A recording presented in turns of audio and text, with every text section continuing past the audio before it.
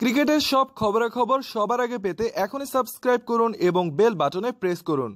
উইন্ডিজদের বিপক্ষে টি-20 সিরিজ পরাজয়ের মাধ্যমে এ বছর শেষ করেছে বাংলাদেশ। কিন্তু আন্তর্জাতিক ক্রিকেটে 32 বছরের পথ চলায় ম্যাচ জয়ের দিক থেকে এ বছর সবচেয়ে সফলতম বছর বাংলাদেশের জন্য। 3 সংস্করণ মিলিয়ে 2018 সালে 21টি ম্যাচ জিতেছে বাংলাদেশ।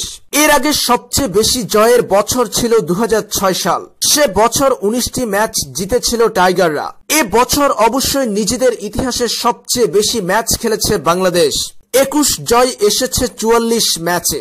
2006 সালে 19টি জয় এসেছিল 33টি ম্যাচে। তবে ম্যাচ বেশি খেললেও বাংলাদেশ ক্রিকেট এগিয়ে চলার প্রমাণ হয়ে থাকবে এ বছর।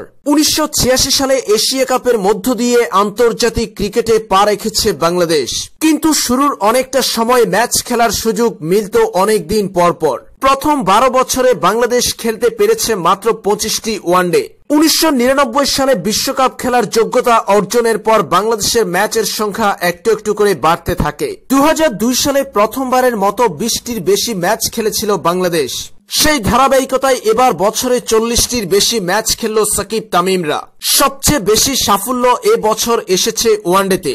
নিজেদের ওয়ানডে ইতিহাসে অন্যতম সেরা বছর কেটেছে এবার। 20 ম্যাচে 13টি জিতেছে বাংলাদেশ। 8 টেস্টে জয় এসেছে 3টিতে। তবে টি-20তে এ বছর ছিল ভালো মন্দ মিশিয়ে। শ্রীলঙ্কায় ত্রিদেশীয় সিরিজের ফাইনালে উঠেছিল বাংলাদেশ। এরপর ভারতের বিপক্ষে হেরেছে শেষ বলে।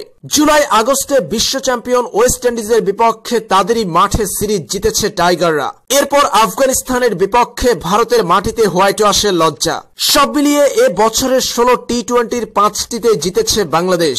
ধীরে ধীরে সফলতার চূড়ায় উঠা বাংলাদেশ এ বছরটা শেষ করেছে দারুণভাবে। তাই 2018 সাল বাংলাদেশ ক্রিকেটের এক মাইল ফলকের বছর হয়ে থাকবে।